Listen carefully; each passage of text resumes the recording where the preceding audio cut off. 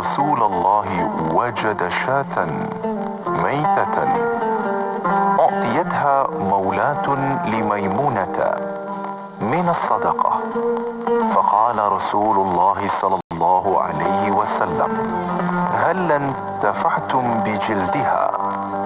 قالوا: إنها ميتة. فقال: إنما حرم أكلها. Maksudnya bahawa Rasulullah sallallahu alaihi wasallam mendapati seekor bangkai kambing yang dihadiahkan kepada Maula Maimunah daripada sedekah. Maka sabda Rasulullah sallallahu alaihi wasallam, "Kenapa kamu tidak manfaatkan kulitnya?" Mereka menjawab, "Ia adalah bangkai." Sabda Nabi sallallahu alaihi wasallam, "Sesungguhnya diharamkan makanannya sahaja." Hadis riwayat Abu Daud dan An-Nasai. Allahumma inni a'udzu bika minal kufri wal faqr. Allahumma inni a'udzu bika min 'adzabil qabr. La ilaha illa anta.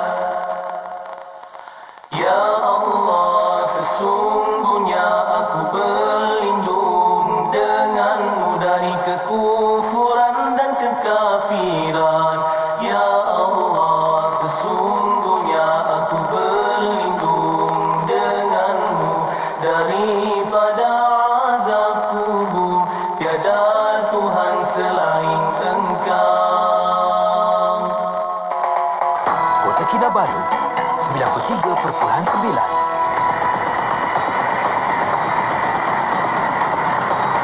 Yang kami faham pakai mask. Jarak mesti at least 1 meter. Wash hand frequently. Tak mestilah pakai facial mask. Penjarakan sosial. First of all, macam kita masuk mall kan, sini-sini kedai mesti scan. Sentiasalah jaga doktor. Kita jaga kita. Kita jaga kita. Kita jaga kita. Kita jaga kita.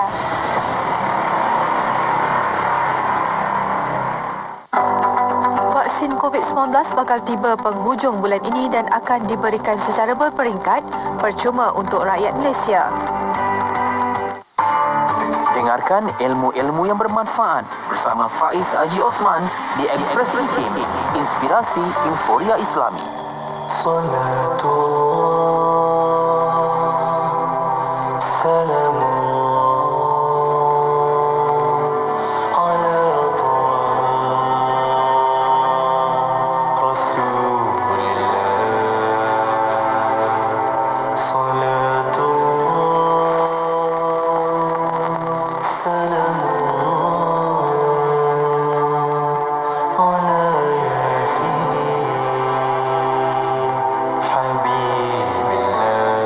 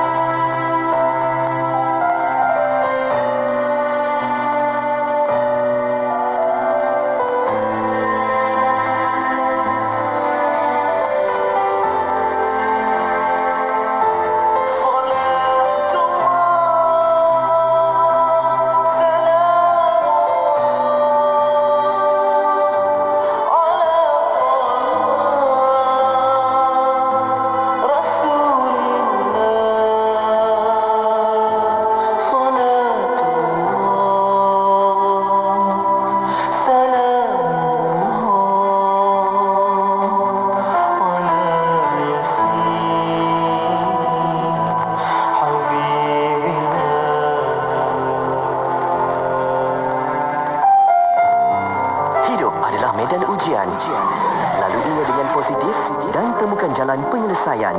Berkongsi luahan hati dan permasalahan anda dalam segmen Dari Hati setiap Jumaat jam 9 malam. Dari Hati, kita berkongsi mencari solusi. Yep, Dari Hati kita berkongsi mencari solusi untuk sama-sama kita dengarkan kupasannya pada malam ini. Untuk kita bawakan segmen Dari Hati ini, insyaAllah. Terima kasih banyak kepada anda yang dapat mengikuti siaran ini. Kita bawakan pada malam ini, anda boleh dengar dekat radio macam biasa. Boleh tonton di Facebook kami, IKIM FM. Juga boleh tonton di YouTube channel kami lah, IKIM. InsyaAllah soalan-soalan pun anda boleh kemukakan dekat situ. Semoga sama-samalah kita dapat ikuti dan hayati apa yang bakal kita bawakan, ilmunya ini. Saya harap anda dapat sebarkan manfaatnya bersama-samalah. Semoga ramai boleh manfaat ilmu perkongsian kita pada malam ini. Dan siaran Dari Hati pada malam ini kita nak bersama-sama dengan yang berbahagia Profesor Datuk Nur Aziah Haji Muhammad Awal, Profesor Undang-Undang Keluarga, Wanita dan Kanak-Kanak Universiti Kebangsaan Malaysia, juga Pesuruhjaya Kanak-Kanak Suhakam berada di talian waktu ini bersama-sama dengan kita. Assalamualaikum. Waalaikumsalam warahmatullahi wabarakatuh. Sihat ke Prof. Datuk malam ni? Alhamdulillah, sihat. InsyaAllah banyak yang bakal kita bawakan, bakal kita kupas. Cuma Datuk Naim tak yang Mak Arif tak dapat bersama-sama dengan kita. Khabarnya ada kematian neneknya, dikongsikan bersama-sama dengan kita. Kita awal ini nak sedekahkan Al-Fatihah bersama-sama. Saya ajak anda semua bersama dengan sahabat pendengar dan juga semualah kita, harapan kita dapat sedekahkan Al-Fatihah bersama-sama. Al-Fatihah. أعوذ بالله من الشيطان الرجيم بسم الله الرحمن الرحيم الحمد لله رب العالمين الرحمن الرحيم مالك يوم الدين إياك نعبد وإياك نستعين اهدنا الصراط المستقيم صراط الذين أنعمت عليهم غير المغضوب عليهم ولا الضالين. Amin. Semoga Allah ditempatkan bersama-sama dengan orang yang beriman, insya-Allah. Dan pada malam ini saya nak ajak anda untuk ikuti kupasan pada malam ini bersama-sama dengan yang bahagia Prof. Datuk untuk kita dengarkan pelbagai isu. Dan saya nak ajak anda soalan-soalan kemukakan dekat Facebook kami IKIM FM, YouTube di IKIM Media, juga WhatsApp 0112900404. Dan sebelum kita berbicara tentang isu-isu kekeluargaan, isu rumah tangga, ada soalan-soalan sahabat pendengar kita yang tak sempat kita raikan sebelum ini. Awal ini nak minta Prof. Datuk lah sebagai Pesuruhjaya Kanak-Kanak Suhakam, apa isu kanak-kanak yang perlu. Sebelum ni dah sibuk kita dengarkan PDPR. Sekarang ni bermula 17 Februari khabarnya Mak Berhormat Perdana Menteri sendiri akan melancarkan TV pendidikan bawah Kementerian Pendidikan Malaysia sendiri. Anda boleh ikuti siaran tu. Khabarnya 7 pagi sampai 12.30 malam.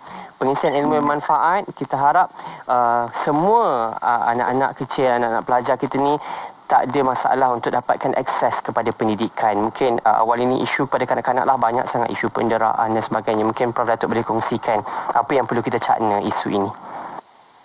Terima kasih Faiz. Bismillahirrahmanirrahim. Alhamdulillahirabbil alamin. Wassalatu wassalamu ala asyrafil anbiya'i wal mursalin sayyidina Muhammadin wa ala alihi ajma'in. Assalamualaikum warahmatullahi wabarakatuh. Para pendengar Dari Hati yang saya kasih sekian. Jadi sebenarnya seminggu dua ini kita memang banyak sangat mendengar kes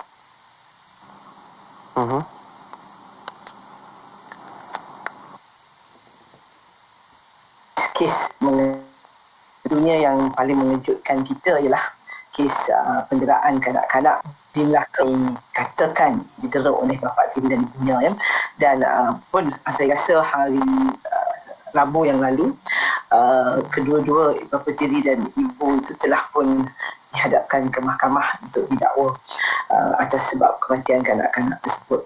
Jadi bila berlaku tu semua orang rasa terkejut Memanglah sebenarnya kalau kita tengok data memang banyak kes penderaan kanak-kanak. Dan cuma dalam kes itu yang agak menyedihkan sebab kanak-kanak ni saya difahamkan tinggal dengan seorang ibu pelihara. Dia dipelihara oleh seorang wanita dan keluarganya sehinggalah Oktober tahun lepas, dan kerana dia nak mula bersekolah, maka ibunya mengambil keputusan untuk ambil dia dan bawa tinggal bersama ibunya, dan dia ada 2 orang lagi adik sama-sama. Jadi jiran tetangga pun membuat komen, dan itu yang menyedihkan ialah menurut polis, dia kata mungkin kanak-kanak itu telah meninggal dunia sehari 2 barulah dia dimasukkan ke dalam, dia kata dia lemas dia dalam tong. Tapi kita pun tak tahu, kita nanti mengikutilah perbicaraan kes tersebut, tak tahu apa yang sebenarnya berlaku.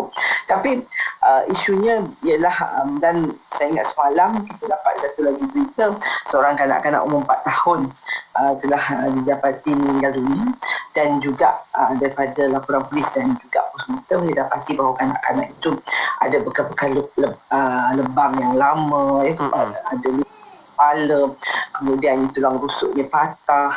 Allahu Akbar, budak 4 tahun apalah yang, kalau kes yang di Melaka tu 7 tahun, mungkin dia boleh cakap, itu pun dia tak sempat nak cakap kat siapa. Kalau jiran tetangga kata mungkin nampak dia seorang kanak-kanak yang riang, ada masa nampak dia termenung sorang-sorang menangis, dan itu tidak menyebabkan jiran tetangga nak terbuka hati untuk tanya ke, untuk membuat laporan ke, apatah lagi kalau seorang kanak-kanak itu 4 tahun dia nak cakap, nak cerita kat siapa. Tapi bila doktor membuat pemeriksaan, banyak bekas-bekas lebam lama, luka lama, patah yang lama, yang baik sendiri. Jadi saya merasakan, dan itu juga bapa tiri itu telah pun ditahan reman untuk buat siasatan, dan juga mungkin akan didapur. Jadi dari segi itu kita merasakan bahawa banyaknya kes, dan kita juga tahu dalam laporan polis beberapa minggu yang lalu polis mengatakan bahawa bilangan kes penderaan kanak-kanak ini juga sangat tinggi, terutamanya penderaan seksual. Dan dari segi itu polis juga menyatakan, saya ingat lagi datanya, dia kata berratusan dari segi siapa yang menjadi pendera kanak-kanak, iaitu yang sangat membimbangkan. Kerana bagi saya bila pendera tu adalah ahli keluarga terdekat, yang itu sangat membimbangkan. Dan jika dilihat daripada data polis, yang tertinggi ialah ibu bapa, dalam 47%, kemudiannya ahli keluarga terdekat, pengasuh, ibu bapa tiri dalam 9%. Tapi jika digabungkan keluarga ibu bapa tiri itu, dia membawa jumlah 82% orang yang mendera itu adalah ahli keluarga terdekat. Jadi kalau dalam rumah sendiri pun anak-anak tak selamat, di mana anak-anak ini selamat? Kita kena ingatlah anak ni amanah Allah pada kita. Jadi kita ambillah perhatian. Ada orang kahwin sampai 10-8 tahun, 10-15 tahun tak dapat anak, pergilah buat fertility, pergilah buat rawatan, pergi ke dukun sana ke dukun sini, macam-macam. Ada orang queue panjang untuk ambil anak angkat, nak dapat anak angkat pun bukannya mudah. Tapi ada orang ada anak tapi dianiaya sedemikian. Itu yang saya rasa, kalau rasa tak boleh bela, rasa tak tahan, hantarlah anak itu. Macam dalam kes yang pertama di Melaka tu, dia memang dipelihara oleh keluarga tu sangat sayang pada dia. Pagi tak payahlah ambil, biar dia sekolah. Sebab bagi saya, kadang-kadang nalurinya ibu bapa ni rasa guilty conscience, rasa bersalah kerana anak tu dipelihara orang lain. Tetapi bagi saya, yang kita pentingkan ialah kalau dengan membawanya kepada kita akan menyebabkan kita lebih stres, lebih banyak masalah, maka biarkan anak itu hidup dengan selamat. Sebab saya selalu ingat suatu masa dahulu, banyak tahun saya pernah didatangi oleh seorang ibu yang mengadu kepada saya, dan masa tu dia kata dia tak ada duit, dia nak pindah rumah, dan dia cerita bahawa semasa dia dalam perjalanan mencari 2 orang anaknya yang dilarikan oleh suami dia, masa itu bersalin di Hospital Kuala Lumpur, dan dia tinggalkan saja bayi itu di hospital, dan dia pergi mencari anak yang dilarikan oleh suami. Dan bila dia balik semula, dia dapati anak itu sudah diberi sebagai anak angkat. Dia minta kepada hospital dan pihak JKM, kata tunjuklah dia nak tengok dia anak dia. Dan mulanya dia kata hasratnya memang dia nak ambil anak tu balik, Ya, sebab mereka telah memberikan anak sebagai anak angkat tanpa kebenaran dia. Banyak tahun ni kes ni. Dan tetapi dia kata akhirnya apabila dia pergi melihat anak itu dipelihara oleh sepasang suami isteri yang lama kahwin dan tak ada anak, dan pasangan suami isteri itu orang yang berada, cukup pendapatannya sangat banyak dan ada rumah banglo yang besar. Dia kata tak apalah, saya biarkan, saya mahu anak saya mempunyai kehidupan yang lebih baik kerana dia kata saya tak akan mampu. Jadi saya masa dengar dia kata, ya Allah, itulah seorang ibu yang sangat mahukan anak dia mempunyai kehidupan yang lebih baik. Jadi adalah satu dua kes ibu-ibu ni kerana stres ya. Jadi saya berharap kepada kes-kes yang banyak ni dan satu dua hari ni dapat tinggi lah. Tapi kita tak nafikan juga berlakunya sumbang mahram. Semasa PKP ni saya dimaklumkan ya daripada polis juga data-data itu bahawa jumlah kejadian sumbang mahram ataupun robol ini meningkat, terutamanya bagi kanak-kanak. Jadi kita berharap sebenarnya semasa PKP ni kita ada lebih banyak masa dengan keluarga. Inilah masa kita mengenal anak kita. Dan kalau sebelum ni nak ajar anak solat, ngaji, inilah masanya, dan bukannya untuk merosakkan atau menjahanamkan hidup anak itu. Jadi saya menyerulah kepada semua bapa, pada saya dan kepada keluarga saya juga ya. Saya rasa inilah masa kita patut ambil, Allah berikan kita nikmat hidup bersama sekeluarga dan gunakan masa itu dengan terbaik untuk mendidik anak-anak. Terima kasih Prof. Datuk. Awal ini bicara tentang isu kanak-kanak, semua orang perlu cakna dan sikitlah Prof, kalau mungkin jiran-jiran rasa sekarang ni mungkin semangat kejiranan tu yang bagus-bagus, ada juga yang kalau duduk di rumah apartmen, kondo dan sebagainya, mungkin semangat kejiranan semakin kurang, jadi tak tegur, tak bertanya jiran. Jadi bila benda macam ni berlaku, pelakunya adalah di kalangan ahli keluarga dalam rumah sendiri.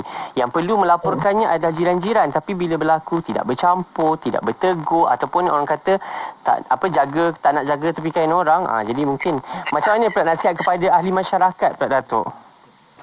Sebenarnya itulah saya selalulah bila dia kata kita tak nak jaga tepi kain orang. Sebenarnya masyarakat kita ni kalau kita tak tahu dalam Islam siapa jiran kita, kita ada tanggungjawab tau. Dia ada hubungan hablum minallah hablum minan nas. Betul. Hubungan kita dengan manusia sesama kita. Dan kita sebagai orang Islam ada tanggungjawab kita kepada jiran tetangga. Misalnya kalau orang sakit kena pergi ziarah, meninggal kena pastikan kita kebumikan. Ada fardu kifayah, ada fardu ain. Dan dari segi itu bagi saya menjaga anak ni adalah tanggungjawab bersama. Bukan keluarga itu saja. Jadi bukanlah kita menjaga tepi kain kalau kita membuat ajuan. Kalau kita tengok akta kanak-kanak bila kita pindah pada tahun 2016, kita masukkan peruntukan khas di mana orang ramai kalau dia rasa ada kemungkinan anak ini dia syak, dia tak sedar hati bahawa anak ini mungkin betul, maka dia perlu membuat laporan polis ataupun kepada pegawai kebajikan masyarakat dekat. Dan saya juga baru ni meminta kepada Menteri Wanita kerana ada peruntukan mengenai pembantu pelindung. Pelindung ni, pegawai pelindung adalah pegawai kebajikan masyarakat. Jadi pembantu pelindung ni boleh dilantik dari dalam kalangan ahli masyarakat, terutamanya NGO ataupun aktivis kanak-kanak. Saya rasa mereka sesuai untuk dilantik untuk memberi perlindungan kepada kanak-kanak. Jadi sebagai jiran tetangga, kita mestilah ada rasa belas ihsan, rasa prihatin tu. Ni bukan, tak ada salahnya. Bagi saya betul lah dalam masyarakat kita kadang-kadang jadi bergaduh bila terutamanya mengadu pasal anak. Misalnya saya pergi rumah dia tanya nak dia kat tepi jalan, saya rasa eloklah dia nasihatkan jangan duduk macam tu. Jadi yang itu biasanya diterima dengan begitu defensif. Yang defensif ni maknanya anak kita adalah anak yang terbaik depan kita.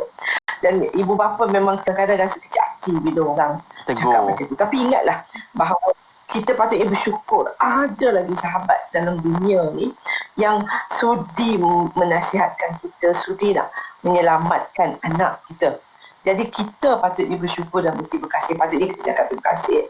Terima kasihlah Kak bagi tahu saya. Nanti saya siasat. Jadi janganlah pula bila budak tu balik pukul dan sebagainya. Tetapi siasatan itu perlu berlangsung dengan penuh hikmah. Dan supaya dia juga tak tahu siapa yang lapor kat dia, kat mak tu tadi. Sama juga dengan bila dia menangis lemas. Saya rasa itu yang perlu kita ambil perhatian. Tetapi kalau nangis tangisan itu agak berat bunyinya, suara kuat macam orang bergaduh, ya, pecah berdentang. Kalau saya angkat tali, saya panggil polis, saya kata saya dah jalankan tanggungjawab saya. Saya dengar macam orang bergaduh, saya mintalah tolongan datang dan tengok saja. Ketuk pintu dan tanya, tak ada isu pun. Suatu masa dulu saya masih muda lah. Saya pergi ke rumah itu sebab saya kata saya kejut suami. Saya kata kita pergilah. Risau mendengar tangisan itu. Kadang-kadang kalau dia tak ada kereta nak pergi ke, misalnya kalau anak tu sakit, kita bantulah. Bawalah ke hospital. Tapi sekarang ni semua teknologi dah ada, telefon ada, kita boleh angkat telefon dan telefon polis dan tak ambil. Jadi rasa hati itu sama juga kalau kita pergi ke supermarket, ke mall, nampak anak-anak ni. Saya banyak kali sebut, saya memang tak boleh makan kat restoran kalau ada budak jalan sana kemari melompat dengan garpu. Saya akan ambil garpu, saya akan letak balik. Saya akan ambil lah anak ni duduk letak kursi. Sebab bagi saya dia sangat bahaya. Dulu kita cucuk orang lain ataupun cucuk diri dia sendiri. Sama juga dekat mall ada eskalator, nampak budak umur 2 tahun baru nak dapat kaki berjalan, kami excited. Depan tu eskalator, maknya sibuk lah megang telefon. Yang itulah yang bagi saya malang tak berbau. Jadi kalau kita ni sebagai ahli masyarakat tak bising, tak macam makcik kepo lah juga kita. Tetapi itulah hikmahnya. Anak-anak tu siapa nak selamatkan? Kalau bukan kita, siapa lagi? Jadi sebagai ahli masyarakat, ambillah itu sebagai kerja amal yang mendapat pahala dari Allah Subhanahu Wa Taala. Bukan kita cuba menjaga kepikiran orang. Sama, dan saya selalu sebut kalau dalam kes-kes keganasan rumah tangga misalnya, kita tahu kadang-kadang bila dia bergaduh, ada yang datang ke rumah kata, tolonglah Kak. Ada juga dia yang kata, saya tak nak masuk campur. Awak panggil polis lah. Sebab dia tak rasa tak selesa untuk membantu bila pasangan tu gaduh. Tapi sebenarnya dalam kes-kes rumah tangga, selalu saya sebut, makcik sebelah rumah tu lah nanti jadi saksi kita. Kami tak pasah, suami tak balik 4 bulan berturut-turut. Panggil makcik sebelah rumah tu dengan suami dia untuk memberi keterangan bahawa suami kita tak balik. Ataupun bila dipukul, suami tu, neighbor jiran kita tu boleh menjadi saksi kepada polis kalau suami tu memang pukul kita dan sebagainya, mencederakan anak-anak. Jadi kita jadilah jiran tetangga yang prihatin, sama-sama kita dapat menyelamatkan wanita dan kanak-kanak. Saya terima kasih Prof Datuk, sebab sama-sama PKP ni tak boleh rentas negeri, nak balik kampung pun tak boleh. Jadi jiranlah ahli keluarga terdekat ni kita ada. InsyaAllah. Jiran tetangga tu saudara mara kita. Jadi kita tak boleh hidup sendiri. Kita jangan rasa tak apa, boleh survive sendiri. Tapi kita kena ingat, kalau mati pun kena ada orang nak urus kita. Jadi dari segi itu kita jangan anggap bahawa orang tak penting. Sendiri ya. Jadi kita kena ingat jiran tetangga itu adalah masyarakat kita dan kita perlu saling bantu-bantu antara satu sama. InsyaAllah. Terima kasih Prof Datuk. Awal ini mukadimah kita tentang isu yang perlu kita semua ambil perhatian, peranan kita bersama dari segi keselamatan anak-anak sendiri. Dan sekarang macam Prof Datuk sebutlah tadi, banyak kes yang berlaku dalam rumah sendiri. Patutnya rumah itu menjadi pelindung keselamatan untuk anak-anak ini. Tapi sebaliknya, na'udzubillah, kita harap perkara-perkara ini dapatlah kita atasi sebaiknya sebagai ahli masyarakat. Kalau adalah perkara-perkara ini menjadi kebimbangan dan kerisauan di kalangan kejiranan anda, laporkan perkara ini agar ia tidak berlarutan perkara-perkara sehingga menyebabkan kehilangan nyawa dan sebagainya. Itu perkara yang tak naklah. Kalau boleh kita nak elak benda itu daripada terjadi, insyaAllah. Selepas ini, soalan-soalan anda WhatsApp kami 0112904004. Soalan berkaitan dengan kekeluargaan dan juga rumah tangga. Kembali selepas ini di Facebook pun boleh hantarkan soalan, juga di YouTube kami, insyaAllah kembali seketika nanti. IKIM Inspirasi Inforia Islami.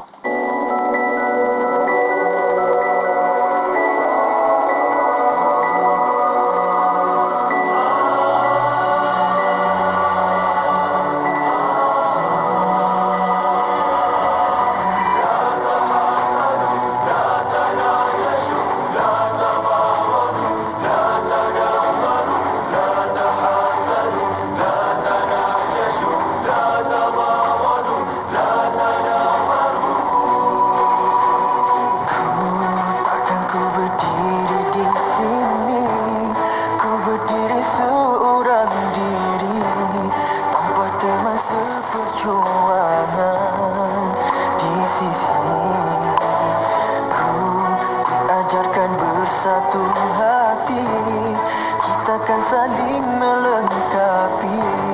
Itulah ajaran Islam, agama yang suci. Banyak yang bersaudara, tidak hasad dan sengketa, menyata atau menghina.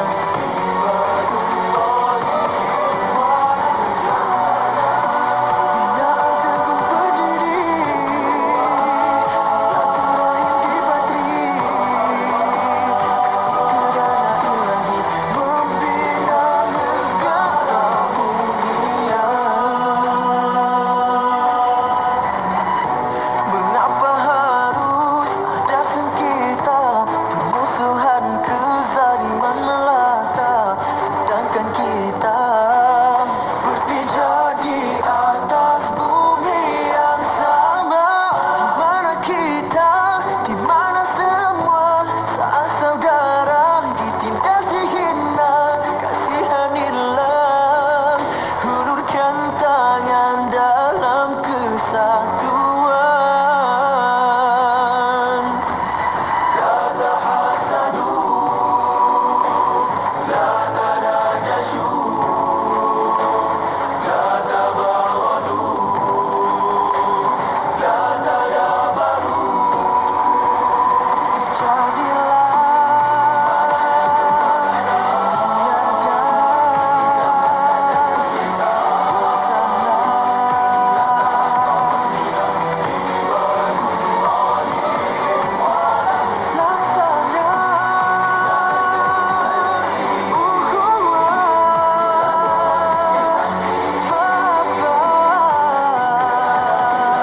membina negara mulia.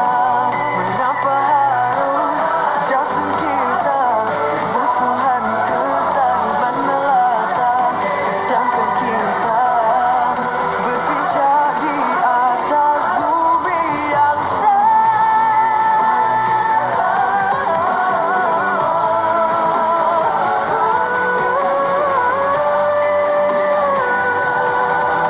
Hulurkan tangan dalam kesatuan. Di mana kita, di mana semua sahabat saudara ditindas dihina. Kasihanilah, hulurkan tangan dalam kesatuan, dan hapuslah semua prasangka. Di sisi Tuhan tiada beza, melainkan iman dan takwa.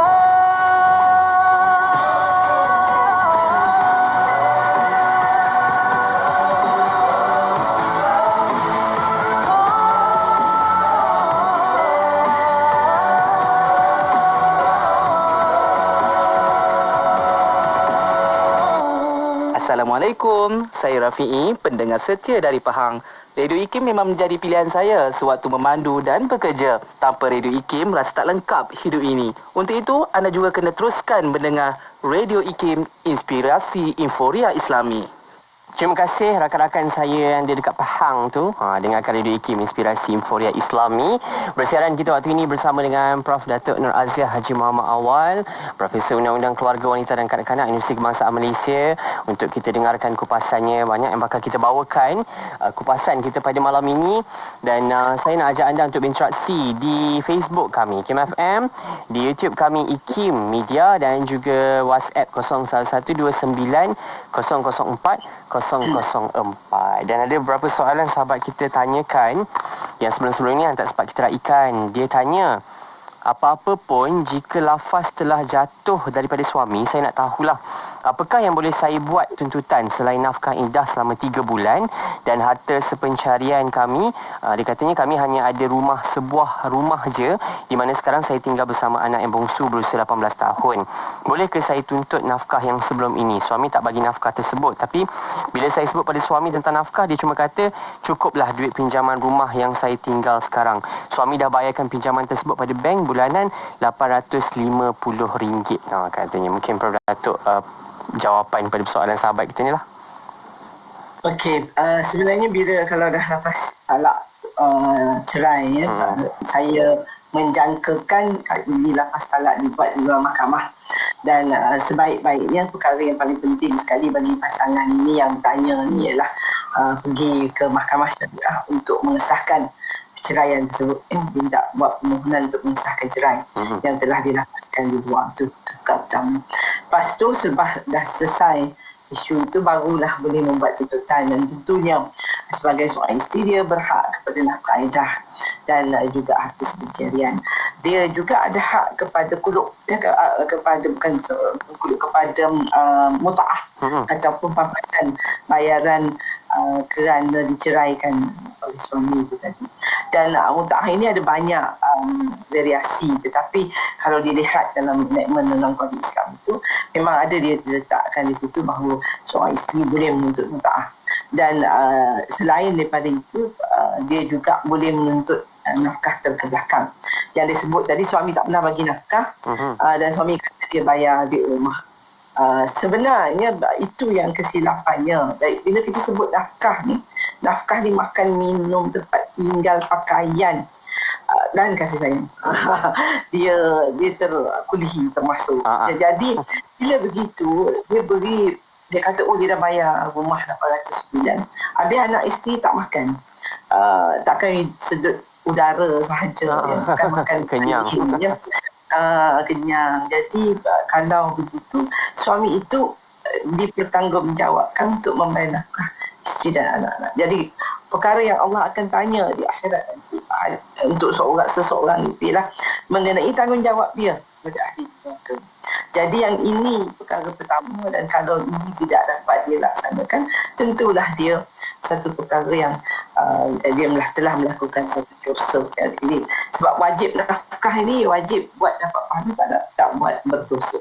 Dan seorang suami perlu ingat bahawa nafkah yang dia beri, makan minum pada anak itu, Allah kira butir, satu pahala untuk satu butir makanan yang masuk ke dalam perut anak isteri itu. Jadi bagi saya senangnya untuk mendapat pahala dengan hanya memberi mereka makan yang cukup. Jadi isteri walaupun telah diceraikan ada hak untuk menuntut nafkah tertunda. Tapi untuk anak tak boleh. Dia anak mestilah dituntut pada masa bila sudah bercerai itu. Sebab kalau masa dalam perkahwinan tidak dituntut, maka perlu tak boleh dituntut terkadang. Boleh tuntut masa lepas bercerai, tuntutlah nafkah untuk anak dan diri sendiri itu yang terkebelakang. Dan bagi saya mut'ah ini adalah satu yang menarik ya. Saya ingat ramai orang ada, kalau kita tengok dalam berita-berita dalam surat khabar, kadang berjuta ya dia tuntut mut'ah. Dan itu kadang-kadang kita kata macam mana nak tuntut mut'ah. Dan bagi saya dia bergantung kepada mut'ah ini ialah tempoh perkahwinan dan pengorbanan yang dilakukan oleh isteri dalam tempoh masa perkahwinan tersebut. Jadi dulu-dulu saya ingat memang kita ikut pakai perkiraan hari, berapa ringgit sehari dan sebagainya. Tapi mut'ah ini boleh jadi lamsam, pembayaran secara secara bulat maknanya katakan isteri minta 50,000 sebagai mut'ah kerana dia diceraikan dan dia tidak pernah merasa dia telah banyak membuat pengorbanan dalam perkahwinan tersebut. Ada orang dapat 15,000, ada orang dapat 10,000, bergantung kepada pendapatan suami dan keupayaan dia untuk membayar mut'ah tersebut. Tetapi hakim tak membuat pertimbangan apa yang sesuai untuk mut'ah dalam kes-kes seperti ini. Dan ada orang bila dia membuat tuntutan harta pencarian, dia kadang-kadang membuat persetujuan. Dia kata saya tak tuntut mut'ah, tapi saya nak tuntut XYZ dalam harta pencarian itu. Tapi kena ingat bahawa kedua-duanya itu berbeza. Harta pencarian, harta pencarian. Mut'ah adalah mut'ah. Dan mahkamah boleh membuat keputusan untuk memberi sejumlah yang tertentu kepada isteri sebagai mut'ah. Tapi bila disebut, dia kata kami tak ada harta, tapi itu bukan isunya ya. Sama ada harta atau tidak. Kalau yang nak tuntut sebagai harta penjarian itu tadi, rumah itu perlu ditentukan siapa yang dapat ataupun perlu dijual, dan lebihan daripada hutang di bank itu, maka itu hendaklah dibagi sama rata antara suami isteri itu. Kalau mereka membuat pinjaman bersama dan sebagainya, itu juga perlu ditentukan oleh mahkamah. Jadi sebagai pada yang bertanya itu ada banyak perkara yang dituntut. Tapi yang penting sekali ialah yang nak dituntut itu mestilah orang yang berkemampuan juga untuk memberikan perkara-perkara itu. Dan ada juga orang yang berhutang. Dia kata saya ada beberapa kes di mana suami dia kata okey, mahkamah sudah katakan dia perlu membayar mutaah, katakan RM10,000 kan, dengan pendapatan dia yang kecil itu, dia kata dia nak bayar secara bulanan ataupun installment.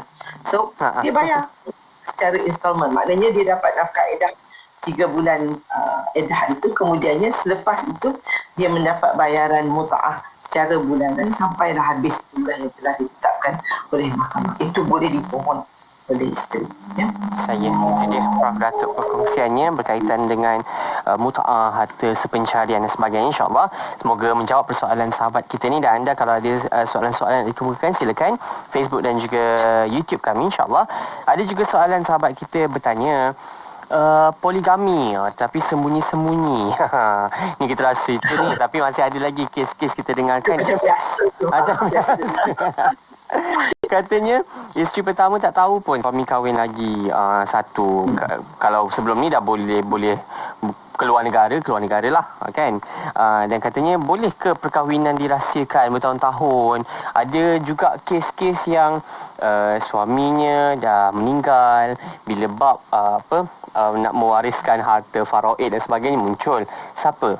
Isteri kedua. Jadi macam mana ni? Mungkin ahli keluarga tak tahu, isteri pertama lah terutamanya dengan anak mungkin.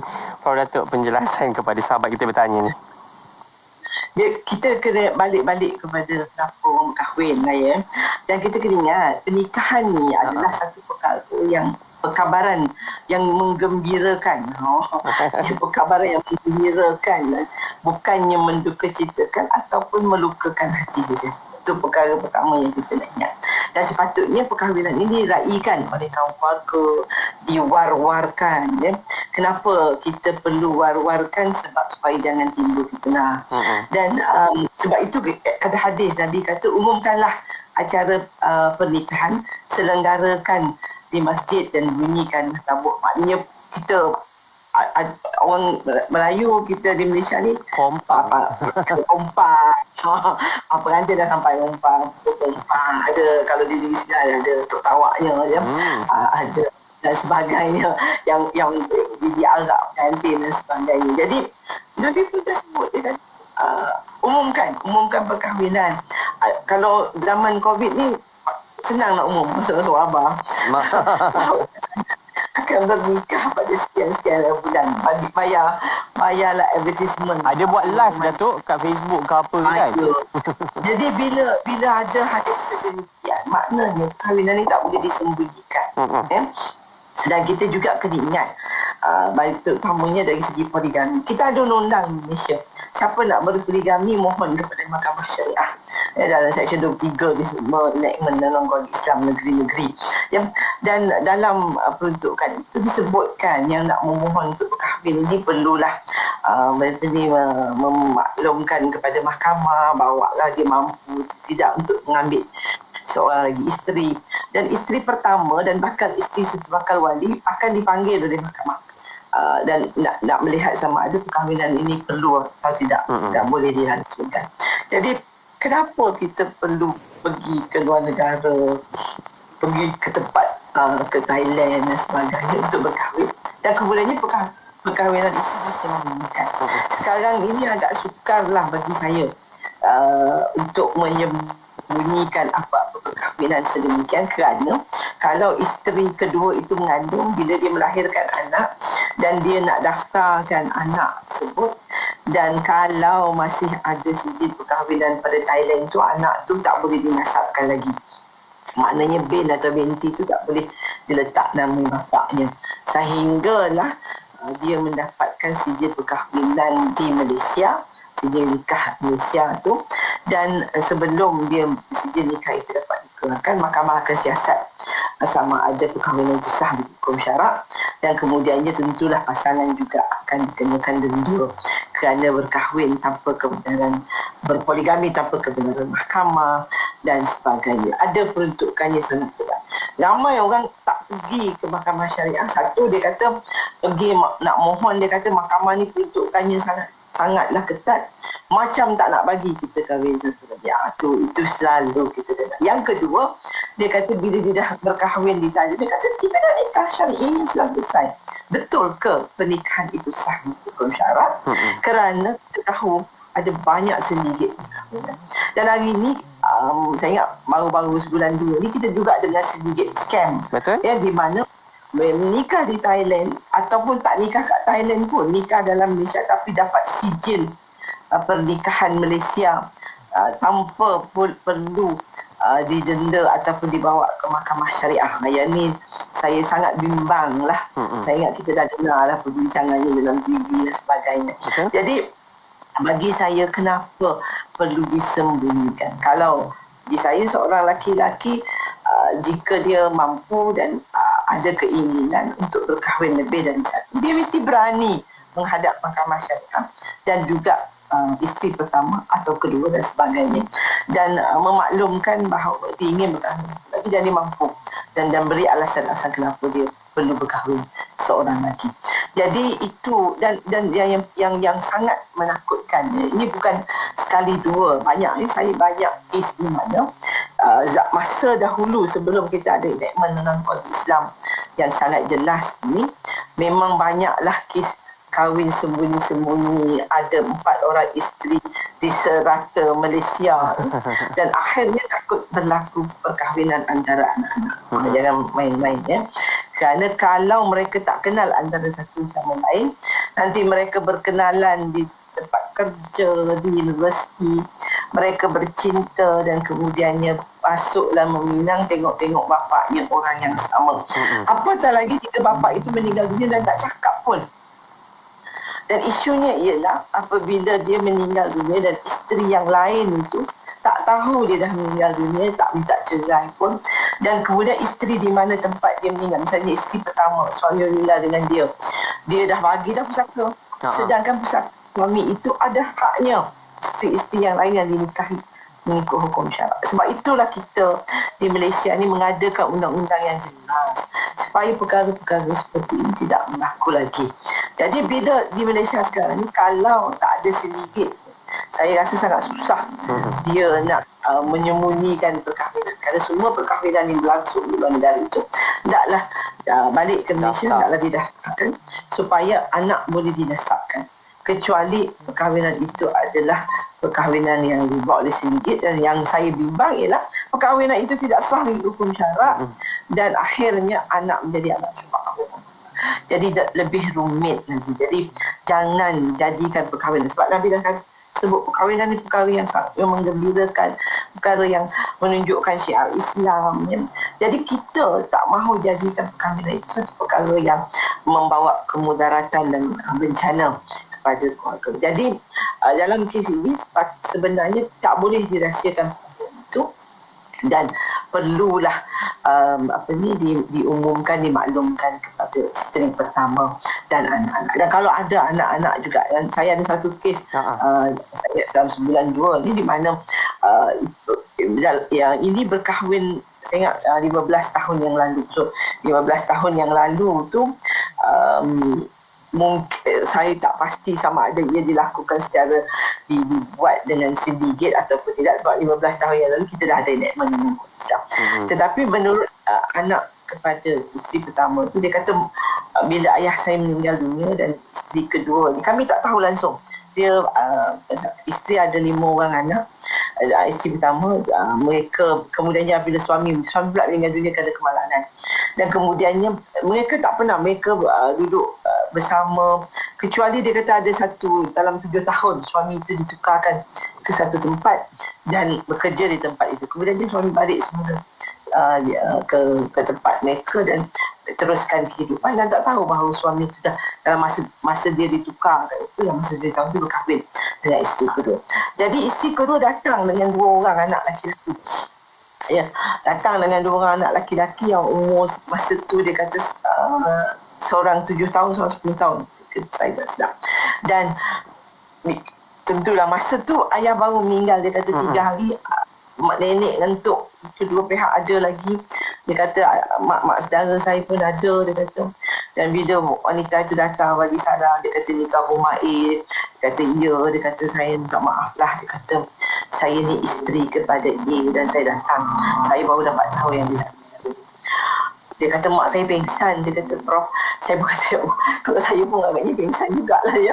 Jadi kita terkejut ya, sebagai wanita.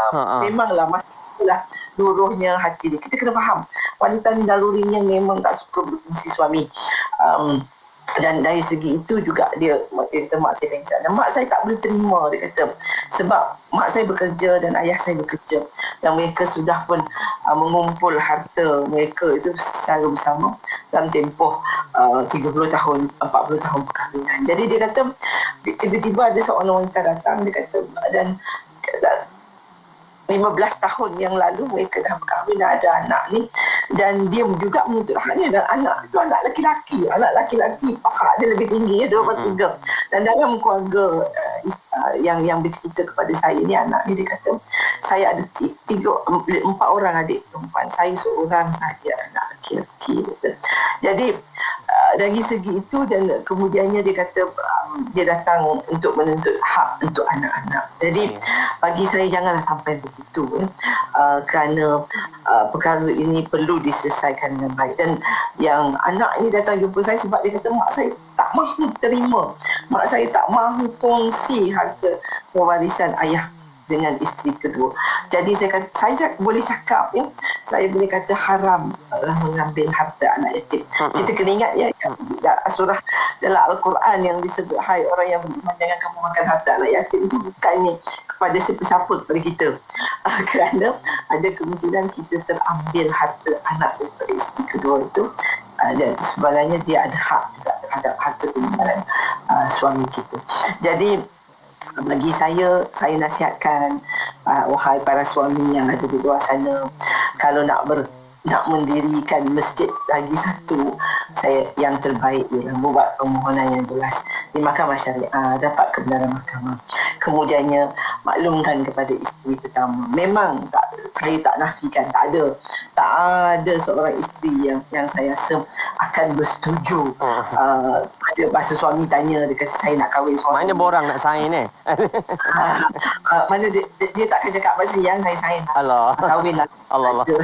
Saya rasa Masya Allah beruntungnya seorang suami itu. Dan kadang-kadang bila saya baca dalam surat khabar, dia kata isteri yang carikan isteri kedua untuk suami itu, subhanallah, bagi saya dia seorang wanita yang berjiwa, yang kuat jiwa. Jadi dari segi itu saya berharap nak buat perkahwinan, cara yang baik, perlu dibuat dengan cara yang baik, dan janganlah berpoligami tanpa pengetahuan isteri pertama dan anak-anak, kerana ia akan merosakkan hubungan itu.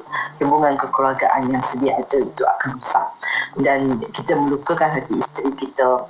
Dan dari segi itu juga kita tidak dapat, bagi saya, mawaddah warahmah dalam perkahwinan pertama dan kedua itu tidak akan kita perolehi kerana kita telah melukakan hati seseorang. Itu dan seterusnya, bagi saya yang penting juga tanggungjawablah nafkahnya dan sebagainya. Banyak sangat kes di mana apabila sudah berkahwin lagi satu, maka terabailah nafkah yang pertama dan biasanya. Tapi ada juga kes di mana isteri kedua tidak mendapat sebarang nafkah. Dia terpaksa hidup sendiri dan hanya berharap suami boleh balik sebulan sekali, setahun 3-4 kali dan sebagainya. Itu banyak kes ya, terutamanya perkahwinan-perkahwinan yang disembunyikan. Saya terima kasih Prof. Datuk untuk jawapan persoalan itu. Sahabat kita, anda yang lain kongsikan soalan-soalan anda. Kita nak berehat sekejap. Soalan macam biasalah, dekat Facebook pun boleh, dekat YouTube pun boleh, dan juga WhatsApp 01129004 004. Kita nak dengarkan penjelasan selepas ini. Berehat seketika, kembali selepas ini. Kita dengar dulu pesanan ni. Ni daripada Pak Tenas nak kongsikan hidup serumah beramah tamah ni.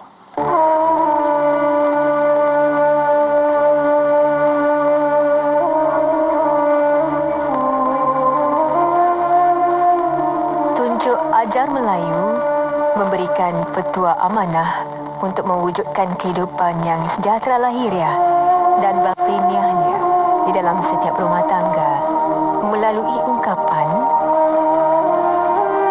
hidup serumah, beramah tamah, berkasih sayang, bermanis muka, telus dan ikhlas sebarang kerja, seia sekata seluruh keluarga, aib dan malu sama dijaga, sakit dan senang sama dirasa, berat dan ringan sama dibawa, rumah tangga sejahtera, hidup sentosa, hidup dan mati akan bahagia. Adat hidup berumah tangga, kerukunan keluarga wajib dijaga.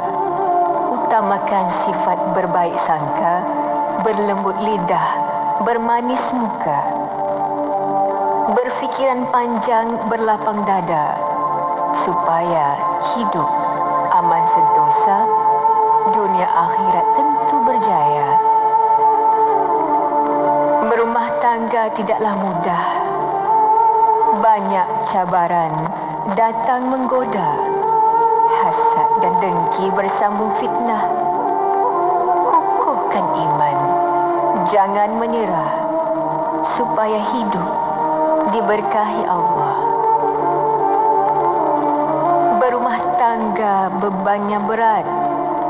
Kukuhkan iman, tegapkan semangat, bersihkan hati, luruskan niat. Peganglah petua, ikuti nasihat. Kepada Allah memohon rahmat, supaya sejahtera dunia akhirat. Berumah tangga menjunjung amanah, mengikut syarak, menjalankan sunnah, menjaga kerukunan, janganlah lengah, supaya rumah tangga beroleh berkah. Hidup serumah seiring jalan, bagaikan perahu satu haluan. Bila makan sama sepinggan, bila tidur sebantal lengan, bila jaga sama sepadan, bila duduk satu hamparan, bila bermain satu halaman, supaya rumah tangga dirahmati Tuhan. Hidup serumah menjaga perangai, menunjuk mengajar, janganlah lalai.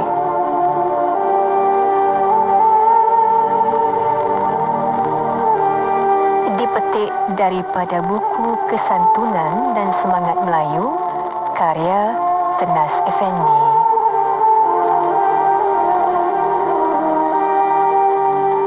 Dari kecil, ayah adalah segalanya bagi saya. Apa yang ayah buat, saya pun buat. Ayah minat melukis, saya pun minat. Ayah suka manisan, saya pun suka. Ayah suka makan apa saja, saya pun sama. Sehinggalah ayah didapati tidak lagi sihat seperti dulu. Kini, saya memilih gaya hidup serta pemakanan yang lebih seimbang. Begitu juga dengan ayah. Untuk nasi, kami memilih beras Faizah Taj Mahal. Ia lebih sesuai untuk kami sekeluarga. Amalkan gaya pemakanan yang lebih sihat dari sekarang. Beras Faizah Taj Mahal, kurang kanji serta tinggi serat. Bang, ni campur ni satu lagi. Berapa bang? Okey, kejap. Ni harga dia. Murahnya bang. Package combo kembali lagi. Tempah sekarang sementara masih ada. Hubungi 012-686-9236 atau 017-345-2564. Tertakluk pada terma dan syarat. Hari tutup permohonan iklan adalah setiap 16 hari bulan pada setiap bulan. Rutin harian saya setiap pagi, perkara pertama saya buat ialah minum 2 sudu serai mas kurma Hidayah Plus. Dengan pengambilan secara berterusan, Alhamdulillah, semua kerja dapat diuruskan dengan baik dan bertenaga sampai ke malam. Serai mas kurma Hidayah Plus ni adalah nutrisi tambahan semula jadi. Untuk kekal bertenaga, terus dapatkan serai mas kurma Hidayah Plus di toko-toko jamu dan farmasi seluruh Malaysia. Dan ikuti perkembangan kami di media sosial, Facebook dan Instagram Serai Mas. Atau hubungi kami di talian 013-782-5282. Iklan ini diluluskan oleh Lembaga Iklan Obat. Inspirasi, Inforia, Islami, sembunyi di IKIM. Ya, Yep, dengarkan kami di IKIM Inspirasi Inforia Islami. Terima kasih atas perhatian anda. Waktu ini bersama-sama dengan saya Faiz Haji Osman dan juga Prof. Datuk Nur Aziz Haji Muhammad Awal, Pesuruhjaya Kanak-Kanak Suhakam, juga Profesor Undang-Undang Keluarga Wanita dan Kanak-Kanak Universiti Kebangsaan Malaysia. Dan saya nak ajak anda untuk berinteraksi bersama-sama kami. Soalan-soalan anda kemukakan di Facebook, juga di WhatsApp 01129004 apa juga isu lah berkaitan dengan kekeluargaan, rumah tangga, isu mungkin ada isu perceraian, ada isu berkaitan dengan tuntutan nafkah dan sebagainya. Dan tadi kita dah bercerita tentang isu poligami. Saya harap mungkin kali ini tak berlaku lah kot Prof. Datuk, isunya tak dimaklumkan kepada isteri pertama sebab nak rentas negeri pun nak kena minta kebenaran. Rentas daerah pun sekarang ni tak boleh juga. Jadi saya harap perkara ini dapatlah kita atasi. Macam Prof. Datuk sebut tadi, perkahwinan adalah satu perkara yang menggembirakan. Harapan kita tak adalah perkahwinan kita bina akan menghancurkan, melukakan sebelah pihak yang lain, insyaAllah. Itu saya tak nak komen lebih lah berkaitan dengan poligami ni. Nanti kan kena serang pula apa DJ Faiz cakap ni. Okeylah. Dan ada sahabat kita bertanya berkaitan dengan isu harta ni, pewarisan mungkin lah kot. Dia kata perkahwinan yang mungkin tidak direzekikan dengan anak, adakah ada hak isteri terhadap harta suami? Saya rasa pewarisan lah ya. Jadi kalau lah soalan ini melibatkan isu suami dah meninggal dunia, pasangan dah berkahwin lama dan tak ada anak, tak ada anak langsung, dan mengikut hukum faraid, kalau tiada anak, isteri hanya dapat 1/4 daripada harta, dan kalau dia ada anak, dia dapat 1/8. Dan yang itulah kalau nak sebut pasal poligami tadi, kalau ada 3 isteri, 1/8 bagilah 2 atau 3 tu. Yang itulah sebabnya wanita ini agak sensitif mengenai poligami. Jadi kalau tak ada anak, dia dapat 1/4. Ini saya sebut jugalah bahawa pasangan yang tak ada anak, kita kena ingat kalaulah kita mengambil contoh dia pasangan ni dah berkahwin 40 tahun, 50 tahun, tak ada anak langsung, kemudian dia ada rumah, mungkin ada 2 buah rumah, ada kereta dan sebagainya. Kita jumlahkan, nilaikan semua harta tersebut, mungkin ada duit simpanan dan sebagainya. Isteri hanya ada hak 1/4 saja daripada keseluruhan harta, kalau harta itu di bawah nama suami. Kalau dia beli harta tu nama bersama, nama 2, itu hak isteri separuh, lepas tu yang separuh hak suami tu dia masih ada hak 1/4. Yang banyak berlaku di negara kita yang saya nak sebut ialah apabila pasangan dah berkahwin lama dan tidak ada anak, kalaupun dia ambil anak angkat, kita tahu anak angkat tak boleh mewarisi. Suami itu perlu membuat wasiat khas untuk anak yang diambil anak angkat. Dan kalau dia nak pastikan rumah perkahwinan itu diberi kepada isteri, maka dia perlu pindahkan nama rumah itu kepada nama isteri. Sebab kalau tidak, bayangkan dia katakan suami itu masih ada ibu bapa, ada kedua bapa lelaki, dan ibu bapa ada 1/6 hak, dan selebih itu adalah adik-beradik suami. Dan kalau dia ada adik-beradik lelaki, satu mak satu ayah, maka mereka itu berhaklah kepada harta pusaka suami. Jadi ada beberapa kes di mana kerana mereka tidak membuat sebarang perancangan, yang rumah dibeli atas nama suami, walaupun kedua-duanya bekerja, kedua-duanya menyumbang kepada rumah tersebut, dan kemudiannya bila suami meninggal dunia dan mereka tak ada anak, saya selalu nasihatkan supaya menuntut harta pencarian dahulu. So maknanya isteri tu tadi tuntut daripada pusaka tu, tolak dahulu harta pencarian. Maknanya rumah tu dibeli, ada duit deposit yang isteri berikan, dan ada dari masa ke semasa, kalau suami bayar rumah, dia mungkin bayar kereta dan sebagainya, walaupun harta itu berada di bawah nama suami. So tuntut dulu harta pencarian, dan biasanya apabila sudah dituntut, mahkamah akan tolak jumlah itu, dan lebihan itu dia ada 1/4. Jadi kadang-kadang kalaulah suami mahkamah memberikan isteri separuh hak share katalah keseluruhan harta berjumlah 500,000. Dia dapat 250,000 kerana harta pencarian yang dibeli bersama masa berkahwin. Dan 250,000 lagi tu dia ada 1/4 pula. Itu penilaian yang paling orang kata kira-kira yang paling mudah yang saya nak bagi contohlah. Ya, tetapi kita tak boleh nafikan bahawa kalau dia adik bapa, kita perlu bagi 1/6 itu. Dan ada juga ya banyak kes di mana ada ibu mertua, bapa mertua ni dilepaskan hak dia. Dia kata saya mak tak tuntut apa-apalah. Dan sebagai menantu saya rasa tak jadi tanggungjawab lah nak yang hal ini juga harta anak. Paling minimal kalau ibu bapa itu melepaskan haknya, dia tak nak. Adik-beradik pun ada yang baik, dia kata saya lepaskan semua tuntutan saya terhadap pusaka abang, kakak ambil lah. Tetapi kita kena ingat kita tak ada anak dan biasanya juga dari masa tu saya juga dapat kiriman ibu bapa mertua kata dia nak hak dia, adik-beradik pun kata dia nak hak dia. Jadi perlulah kadang-kadang sampai terpaksa jual rumah perkahwinan yang dia dah duduk dan dia beli bersama kerana tidak ada sebarang peruntukan. Jadi 1/4 kalaulah jumlah harta 500,000 dan dia tak tuntut harta pencarian, maka 1/4 daripada 250,000 itu memang kerana rumah perkahwinan itu terpaksa dijual untuk supaya faraid ini dapat diselesaikan. Dan faraid ini wajib kalau ada tuntutan. Kalau tak ada, boleh diberi sama rata ataupun mengikut kehendak. Ada juga kes di mana kadang-kadang mak mertua dan juga adik-beradik itu secara ikhlas dah lepaskan hak. Tapi menantu kena fikirlah, ini anak dia dan ini adalah hasil pendapatan dia juga untuk kita ada rumah, ada harta yang lain. Maka bagi saya, sumbanglah sedikit kepada kedua bapa untuk hari tuanya supaya dia dapat hidup selesa. Itu pandangan saya. Dan kalau kita ni dapat hidup sedemikian, kita selamatlah dunia akhirat, insyaAllah. InsyaAllah, amin. Terima kasih Prof. Datuk untuk persoalan tersebut.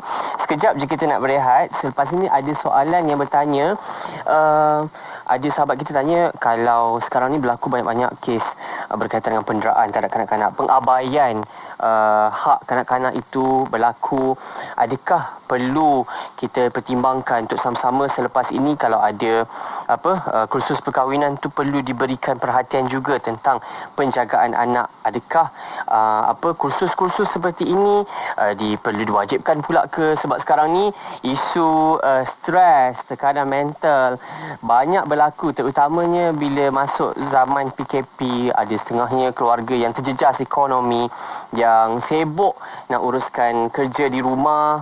Lepas tu baru sekarang rasa macam ni rupanya seksa ataupun mungkin rasa susahnya mengajar anak. Inilah baru rasanya. Mungkin itu juga perkara-perkara yang perlu kita ambil perhatian. Selepas inilah kita nak dengarkan pandangan Prof. Datuk sebagai pesuruhjaya kanak-kanak Suhakam. InsyaAllah kembali selepas ini. Kita berehat sekejap. Dengarkan kupasannya seketika nanti dalam segmen Dari Hati. Assalamualaikum, saya Ustazah Isfadiah.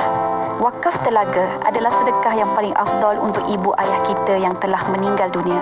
Selama ini mereka banyak berjasa membesarkan kita. Ayo kita keluarkan sedikit rezeki yang kita ada untuk berwakaf buat ibu ayah kita yang tercinta. Segera rebut peluang untuk wakaf telaga bersama Serantau Muslim, dapat pahala jariah dan bantu orang yang susah.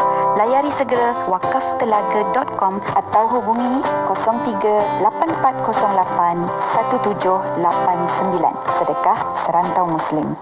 Buku baru terbitan penerbit IKIM bertajuk Fatwa dan Perbezaan Pandangan, Cabaran dan Penyelesaian membahaskan secara teori dan praktis tentang fatwa dan perbezaan pandangan, iaitu dua perkara penting dalam tradisi keilmuan Islam. Karya ini mengandungi 10 bab dengan menyentuh perihal cabaran dalam isu kefatwaan semasa, mencari solusi isu fiqh dalam masyarakat melalui fatwa, memadamkan api kebencian dan perpecahan di tengah-tengah perbezaan pandangan. Antara isu-isu yang diteliti adalah berkaitan fatwa dalam ilmu usul fiqh dan cerminannya dalam pemikiran tokoh Silam termasuk Al-Ghazali, cabaran pemerkasaan institusi kefatwaan di Malaysia, kedudukan fatwa dalam perundangan negara, perbahasan fatwa bersifat setempat, adab-adab perbahasan ilmiah dan perdebatan, konsep ijtihad dan taufik dalam perbezaan pandangan. Pada akhir buku ini, penelitian adalah tertumpu kepada sejauh mana Islam melihat prinsip, adab dan kaedah perbezaan pandangan yang akhirnya membawa kepada kebaikan dan bukan perpecahan.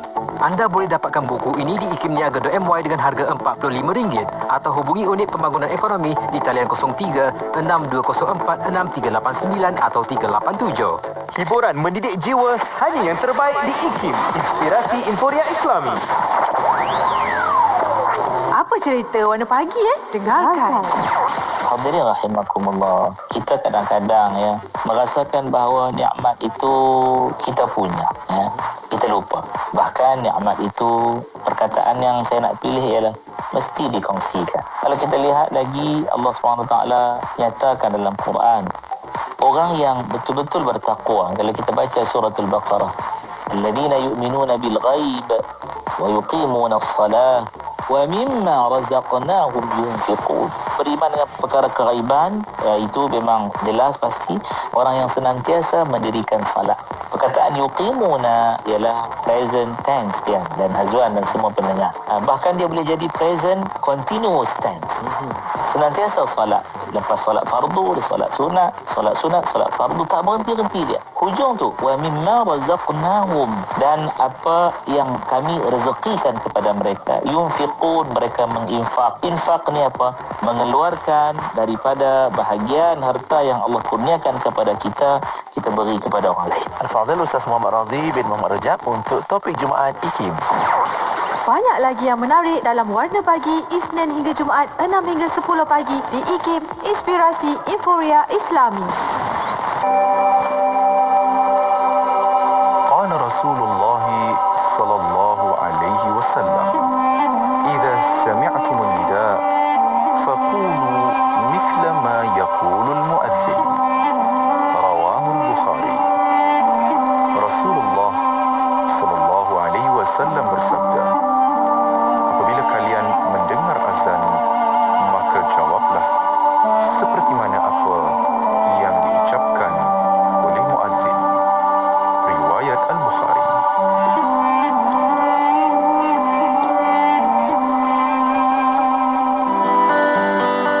Untuk para orang Sabah, jangan lupa kamu dengar ini IKIM setiap hari 93.9 FM. Pastikan kamu dengar tau. Ini betul-betul bagi manfaat semua kita orang Sabah. Anda kini sedang mendengar Ekspresi IKIM bersama Haji Faiz, Haji Osman. Dengarkan kami di IKIM Inspirasi Inforia Islami. Terima kasih atas perhatian anda waktu ini bersama-sama dengan saya Faiz Haji Osman dan juga yang bahagia Profesor Dato' Nur Aziz Haji Muhammad Awal, Profesor Undang-Undang Keluarga Wanita dan Kanak-Kanak Universiti Kebangsaan Malaysia, juga Pesuruhjaya Kanak-Kanak Suhakam bersama-sama dengan kita pada waktu ini. Dan saya tinggalkan tadi Prof. Datuk dengan soalan tentang isu sekarang inilah. Adakah perlu kalau kita nak atasi isu keganasan terhadap kanak-kanak, penderaan terhadap kanak-kanak ini dari segi setengah orang pandang penderaan tu kalau ada salah bala, Prof. Datuk. Dia kadang lupa tentang penceraan emosi kanak-kanak. Cakap perkataan yang bila sekarang nak mengajar anak-anak ni, keluarlah perkataan-perkataan awak tak dengar, ini susah lah, macam-macam lah perkataan-perkataan yang kalau boleh kita harap tak berlaku lah. Ibu ayah, mungkin saya faham tekanan demi tekanan dialami sepanjang PKP, tambah COVID berlanjutan lagi, kita masih lagi berperang dengan situasi ini.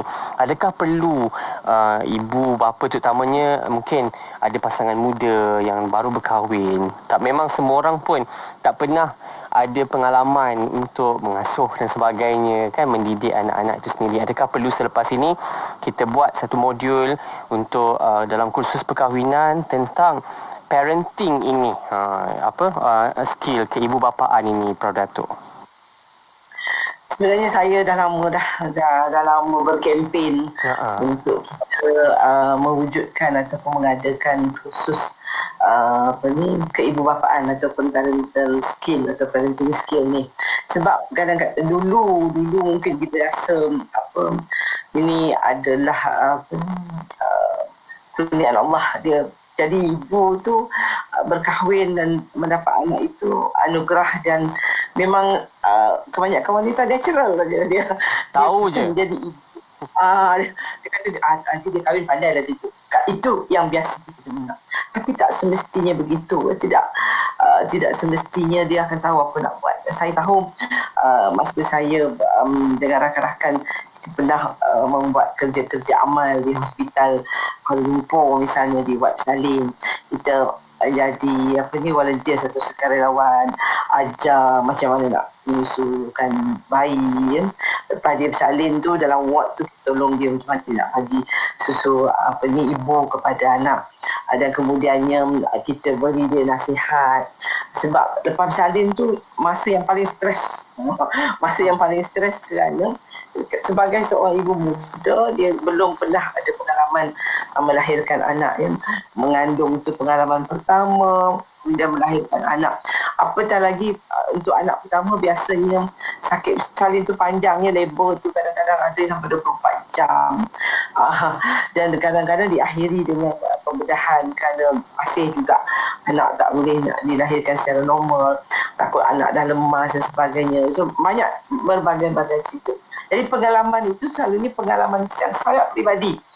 Saya baru tengok satu Facebook entrance yang dibuat oleh bekas belajar saya di UKM. Dia baru bersalin. Dia kata pengalaman yang takkan mungkin. Dia kata walaupun sakit bersalin tu dekat 30 jam, dia kata tapi saya merasakan itulah nikmat menjadi seorang ibu, dapat melahirkan anak secara normal. Dan dia kata bila tengok anak tu dah terlupa dah sakit bersalin. Tetapi dia juga perlu melalui kita kata bukan latihan, tetapi macam mana nak pegang anak, macam mana nak anak. Dan masa dalam pantang tu anak ni akan malam dia menangis. Ada anak yang tak berhenti-henti menangis ya. Saya rasa ada yang ada pelajar-pelajar saya kata anak saya menangis malam-malam. Saya kata bukan anak patung tak menangis lah. Anak manusia mesti menangis. Dia lapar, dia menangis, perut dia sakit sebab dia masih bayi dan tak boleh bercakap. Tangis itulah yang menunjukkan emosi dia. Jadi saya rasa perlu ada. Yang saya nampak ialah khusus perkahwinan yang kita adakan sekarang ini. Perlu kita tambah, bukan saja kita nak cakap pasal hak dan tanggungjawab dalam rumah tangga. Kita mesti ada juga financial management, pengurusan keuangan rumah tangga diberikan. Sebab hari ini bila masa COVID ni kita tahu bahawa kebanyakan kita ni duit gaji tu cukup-cukup. Kita tak ada simpanan. Dan apabila masa COVID salah seorang daripada kita ada yang tidak bekerja, tak ada pendapatan ataupun dapat sumbangan gaji. Yang ini kadang-kadang bila kita orang kata kerak lebih besar daripada piuk. Sebab kita ada banyak hutang. Dan bila berlaku COVID ni kita jadi panik. Yang itu bila panik itu, bila kerajaan umum ada moratorium dan sebagainya, kita rasa lega. Tapi 6 bulan lagi kita kena juga menghadapinya. Kita bayar itu hutang, tetap hutang dia akan datang. Tapi yang paling menyedihkan ialah bila dia tak mampu nak bayar sewa rumah. Kita tahu ya, daripada kajian yang dibuat, kita tengok dalam Facebook, ada yang terpaksa duduk dalam kereta, ada yang duduk di jalan. Dan saya rasa kita sangat sedih lah bila mereka dihalau oleh tuan rumah. Kita sebagai tuan rumah, kita pun cakap kenapalah waktu ni nak halau mereka sebab mereka ni salah seorang tak bekerja atau kadang-kadang dua-dua tak bekerja. Kalau mereka kerja sendiri dengan mungkin menjual makanan, berbagai-bagai perniagaan, tak dibenarkan untuk membuat perniagaan. Mereka tak ada pendapatan, dapatlah sedikit bantuan daripada kerajaan, tidak mencukupi. Dan masa tu juga kita nak minta sewa. Saya rasa memang kita minta sangatlah pada tuan-tuan rumah. Saya tahu tuan-tuan rumah pun nak kena bayar bank dan sebagainya. Tetapi kerana kerajaan dah bagi moratorium tu, tangguhkanlah sewa pada penyewa kerana mereka memang tak ada duit. Daripada suka kita tengok dia keluar duduk kat kaki lima jalan dan sebagainya. Jadi saya merasakan perkara ini perlu kita ambil perhatian. Jadi selain daripada kewangan tu, kita mesti ada kursus melibatkan penjagaan isteri yang mengandung, kemudian bagaimana hadapi anak bila dia ada bayi yang kecil yang menangis dan sebagainya. Sebab dia bukan anak yang tak ada. Saya tak pernah dengar lagi lah orang kata dia kata anak dia bagus dia tak ada problem nak jaga anak masa lepas saja. Semua orang akan menghadapi berbagai cabaran. Jadi perlu ada kerjasama suami isteri, dan dari segi itu juga kadang-kadang suami kata saya bekerja. Ada suami yang kerja shift ya. Dia tak mungkin boleh ni waktu dia tidur sebab nanti dia nak kena jaga malam. Jadi dalam rumah tangga kalau ada sikap sedemikian akan menyebabkan berlakunya stres, dan ini juga akan menyebabkan berlaku kecederaan. Jadi tak boleh kawal emosi bila you stres ya. Sebab itu kita ada beberapa kes yang isteri yang lepas salin ni dia ada orang dulu panggil meroyan, tapi dia postnatal depression. Postnatal depression dia boleh sampai dia menyebabkan anak itu meninggal dunia. Kadang-kadang dia campak anak keluar, dia tekuk mulut anak sampai meninggal dunia tanpa dia tahu pun apa yang dia lakukan. Sebab itu semua stres. Jadi penyakit mental ini bukan saja kepada kedua bapa, tapi akan juga berjangkit kepada anak. Anak ni dia pandang ayah dengan ibu mungkin bergaduh kerana tak ada duit, bergaduh kerana tak ada benda nak dimakan. Dia ayah ni rasa susah hati, kat mana nak duit nak beli makanan untuk anak. Kemudian isteri akan cakap berada habis. Bila isteri cakap begitu, dia pun melenting dan anak-anak jadi stres. Dan anak-anak lagi stres bila dia tak boleh belajar online. Alhamdulillah katanya TV pendidikan nak dia ada. Saya percaya semua rumah ada televisyen. Dan saya berharap anak-anak yang tidak dapat belajar atas talian kerana tak ada telefon, tak ada laptop, boleh belajar melalui televisyen. Jadi itu boleh membantu sedikit sebanyak meredakan situasi yang agak tegang masa PKP ni. Jadi bagi saya untuk menjaga keselamatan anak, kita kena kembali kepada asas kenapa orang kahwin. Dan kadang-kadang orang kata kahwin mesti ada anak ke? Tapi itu secara naturalnya ya. Kerana perkahwinan itu falsafah atau kepentingan hikmah perkahwinan itu menghalalkan hubungan seksual, dan kemudiannya untuk memastikan kita ada zuriat ya, yang halal, yang sah dari segi status.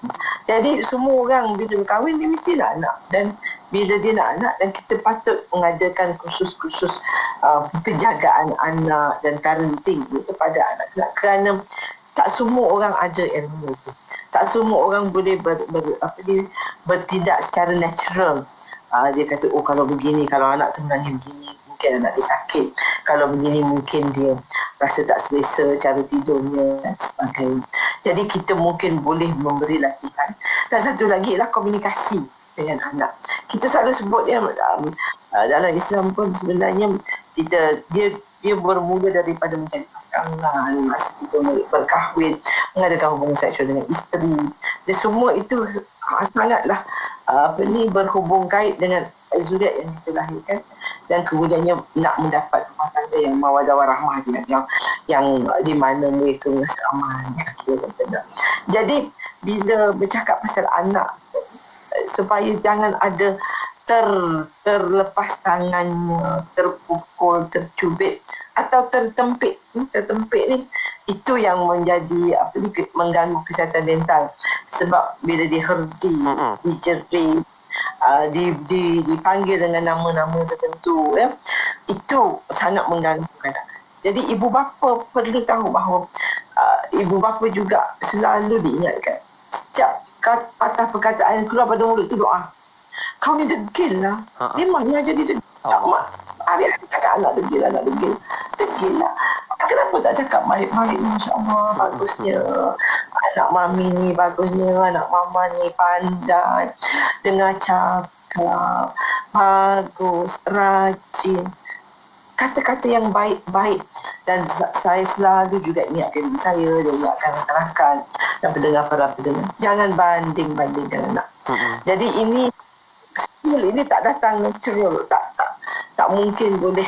Dan biasanya kadang-kadang kita tengok balik, mungkin masa muda, silaplah saya membesarkan anak ini. Kita sendiri pun boleh kata, sepatutnya saya tak besarkan dia begini, tapi saya patut besarkan dia begini. Dan itu saya rasa bagi generasi hari ini tak ada masa dah. kita tak ada masa untuk itu kerana kita nak pastikan anak-anak berada dalam keadaan selamat dan sihat.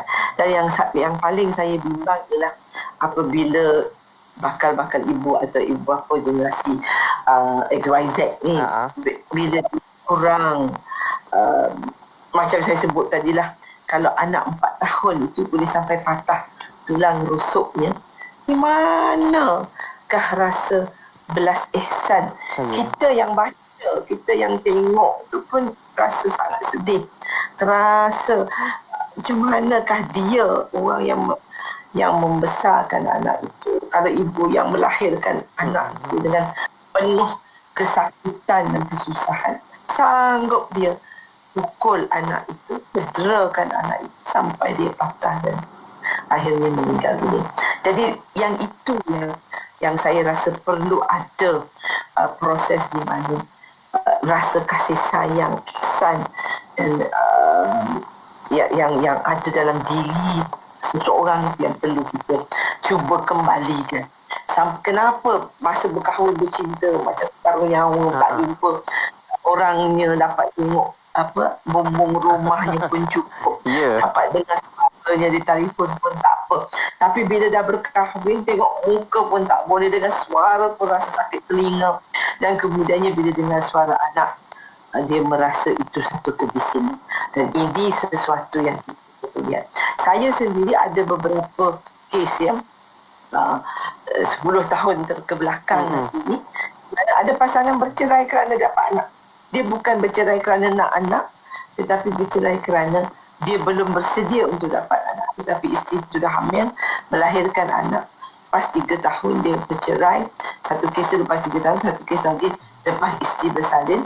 Sebabnya dia kata dia belum bersedia untuk dapat anak, tapi awak dah bersedia untuk mengandung. Dan kemudiannya dia kata anak tu bising, mengganggu dia, mengganggu tidurnya, mengganggu kerjanya.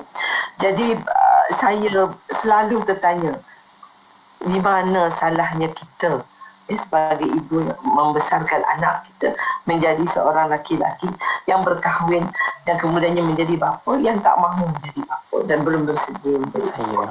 Jadi itulah kita kena congkil semula, cari asal usulnya, cari roots of the matter. Kita bukan kena tiba-tiba nak melatih seseorang, tapi kita kena balik ke pangkal jalan dan carilah di mana silapnya kita dalam membesarkan anak-anak kita sehingga dia menjadi seorang pendera dan yang tidak ada belas ihsan kepada kanak-kanak.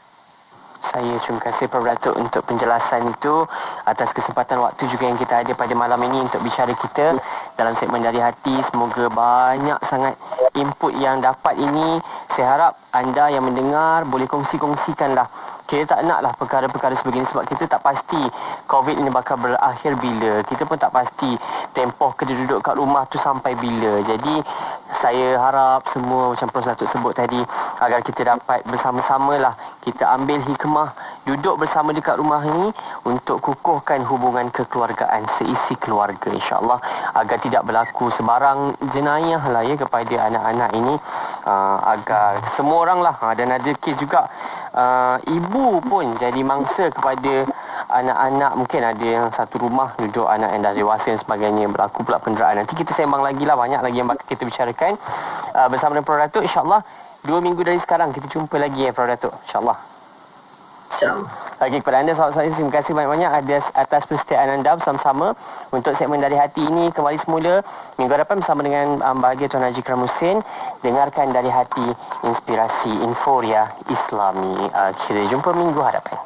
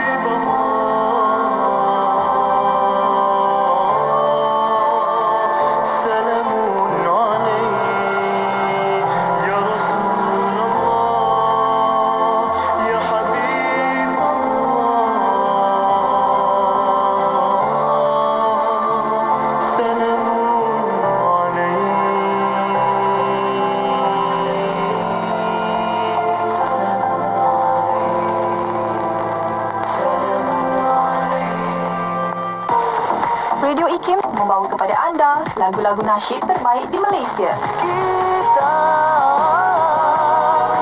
tidak mungkin membuka ilaha illallah, tiada Tuhan selainnya. Maulana ya Maulana ya IKIM memberi anda lagu nasyid yang mengusik jiwa. IKIM, inspirasi Inforia Islami.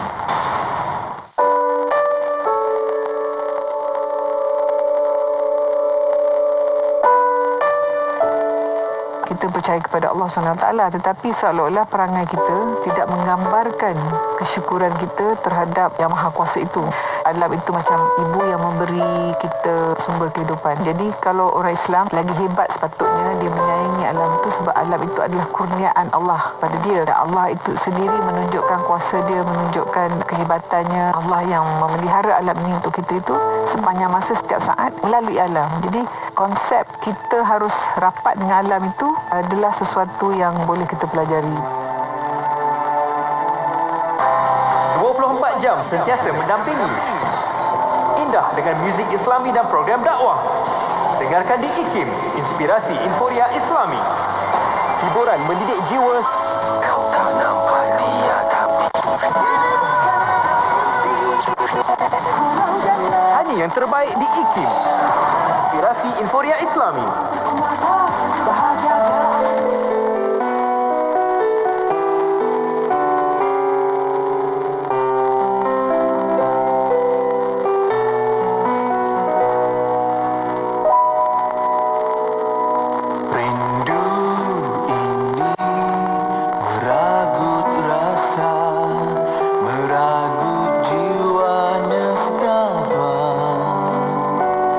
hati bisu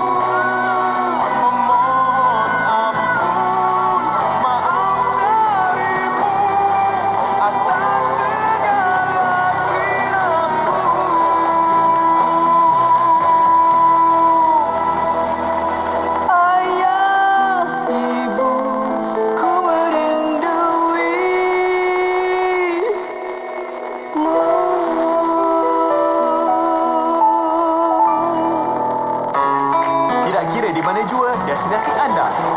IKIM setia menemani perjalanan anda dengan juadah minda yang bermanfaat menerusi rancangan terbaik kami. Dengarkan setiap hari rancangan Pasal Luna, Islam Agamaku, Iman Nuna dan Usra Nurani. Pastikan sentiasa setia mendengar segmen destinasi jam 4 petang hingga 7 malam bersama Mona dan Syafiq di IKIM, Inspirasi Inforia Islami.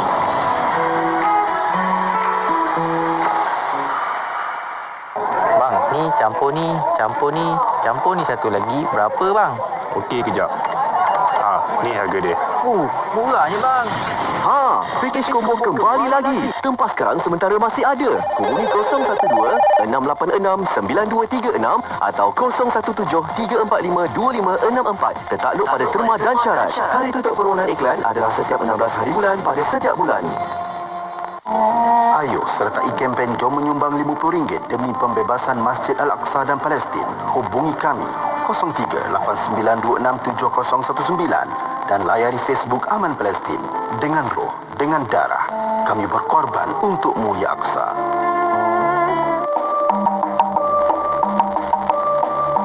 Masjid Cina Negeri Melaka. Masjid Cina Negeri Melaka merupakan masjid ketiga selepas Masjid Muhammadi di Ipoh dan Masjid Cina di Rantau Panjang Kelantan yang dibina di Malaysia bercirikan seni bina negara Cina. Masjid Cina Negeri Melaka terletak dalam Mukim Kerubung berhampiran Stadium Han Jebat Melaka. Masjid ini mula beroperasi pada 27 Jun 2014 dan solat Jumaat pertama telah diadakan pada 6 Ramadan 1435 Hijrah bersamaan 4 Julai 2014. Keseluruhan konsep seni bina masjid ini diilhamkan daripada seni bina negara Cina yang didapati daripada kajian masjid serta seni bina di sekitar Beijing, Shanghai dan Xi'an. Masjid Cina Negeri Melaka berteraskan 2 kubah dan menara besar dengan 2 pintu gerbang serta bumbung berlapis. Manakala ruang jemaah pula berkonsepkan pengudaraan semula jadi dan ruang saf yang cukup luas untuk menampung masyarakat Muslim menunaikan solat. Dengarkan seleksi lagu-lagu nasyid hanya di IKIM, Inspirasi Inforia Islami. Teruskan kesiaran anda bersama dengan saya Faiz Sejuk Osman bersiaran sehingga jam 12 nanti. Terima kasih banyak kepada anda yang dapat mengikuti siaran dari hati bersama dengan Prof. Dato' Nur Aziah sebentar tadi. Semoga apa juga kupasan yang dapat kita bawakan dapat memberi manfaat terbaik buat anda. Semoga ujian-ujian yang anda lalui ini kita doa sama-sama semoga diberikan jalan keluar atas setiap permasalahan yang anda hadapi, insya-Allah. Okey.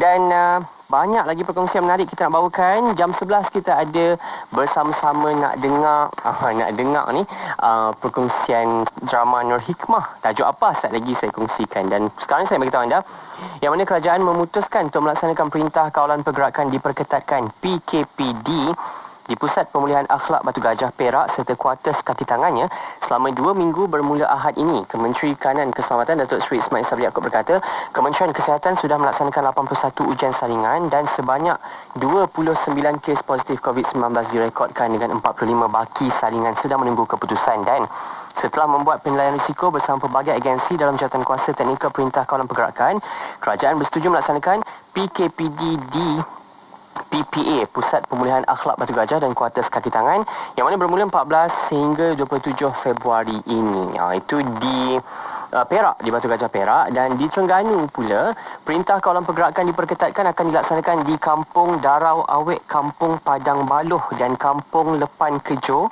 di Mukim Pasir Akar, Besut, Terengganu bermula Ahad ini juga.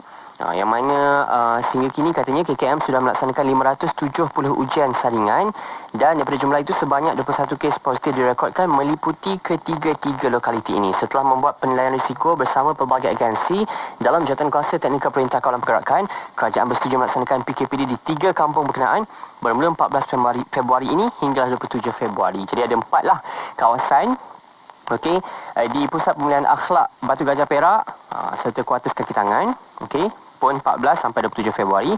Juga 3 kampung di Terengganu, iaitu Kampung Darau Awek, Kampung Padang Baloh dan Kampung Lepan Kejor di Mukim Pasir Akar, Besut, Terengganu. Jadi anda berada di kawasan lokaliti-lokaliti ini Jadi saya harap patuhlah kepada SOP Perintah Kawalan Pergerakan diperketatkan yang telah pun dilaksanakan oleh pihak kerajaan. Rujuk kembali di Majlis Keselamatan Negara, laman web mereka ataupun laman sosial mereka untuk anda faham tentang SOP PKPD ini. Okey, UK sekarang ni bela diri disayangi.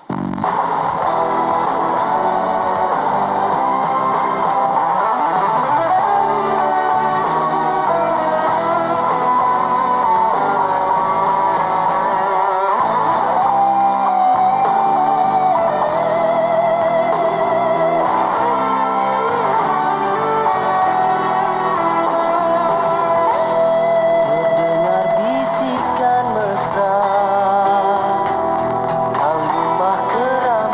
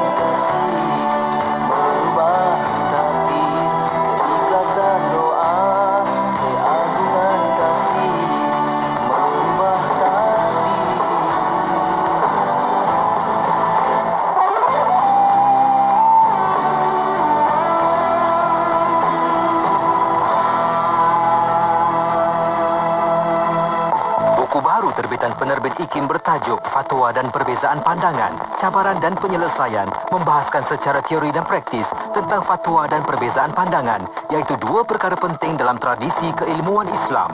Karya ini mengandungi 10 bab dengan menyentuh perihal cabaran dalam isu kefatwaan semasa, mencari solusi isu fiqh dalam masyarakat melalui fatwa, memadamkan api kebencian dan perpecahan di tengah-tengah perbezaan pandangan.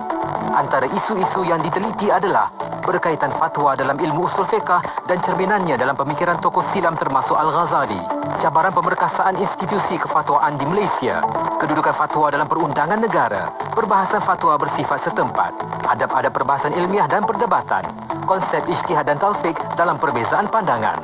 Pada akhir buku ini, penelitian adalah tertumpu kepada sejauh mana Islam melihat prinsip, adab dan kaedah perbezaan pandangan yang akhirnya membawa kepada kebaikan dan bukan perpecahan.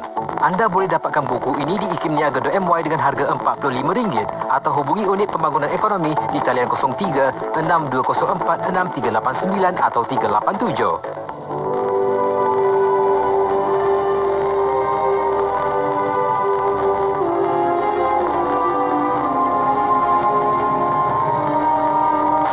Muhammad bin Zainal Abidin.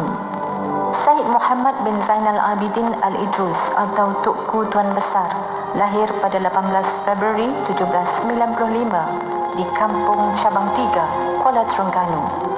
Syed Muhammad merupakan ulama Terengganu berketurunan Arab yang memberikan sumbangan besar terhadap perkembangan Islam, khususnya pada zaman Sultan Omar yang memerintah pada tahun 1839 sehingga 1876.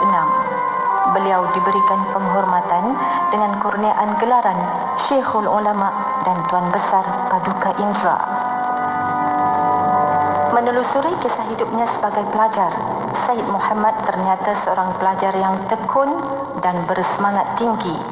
Beliau seorang murid yang cergas dan mempunyai daya ingatan yang baik. Selain kecekapannya dalam memahami pelajaran, beliau berkeupayaan membaca Al-Quran dengan beberapa qiraat. Berdasarkan kebolehannya yang tinggi inilah, serta kedudukan yang mengatasi murid yang lain, gurunya Syekh Abdul Qadir telah menasihatinya agar menyambung pelajaran ke Makkah untuk membolehkannya menjadi ulama yang berwibawa. Tukku Tuan Besar yang digelar Bapa Kesusastraan Terengganu banyak menghasilkan karya. Antaranya termasuklah Ad-Durrah Al-Fakhirah yang memperkatakan ilmu tauhid dan dalam bentuk nazam, Sulamut Taufiq yang menerangkan hukum salat, selain sebuah kitab lagi yang membahaskan permasalahan fiqh. Kejayaan Tukku Tuan Besar menerapkan nilai-nilai Islam dalam masyarakat Melayu melalui falsafah Sirah An-Nabawiyah yang diolah dalam bentuk puisi, membuktikan beliau amat memahami kehendak, keadaan dan psikologi anggota masyarakat pada zamannya.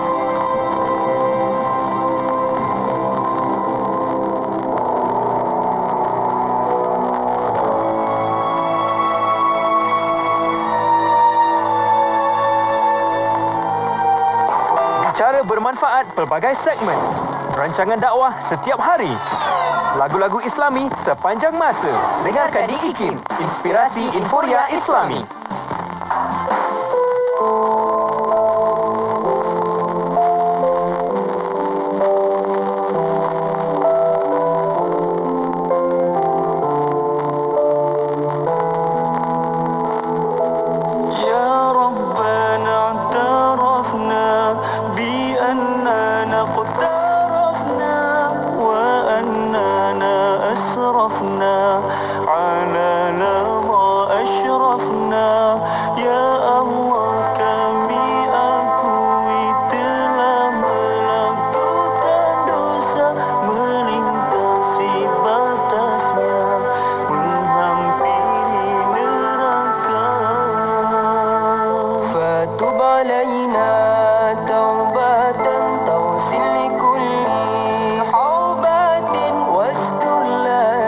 العورات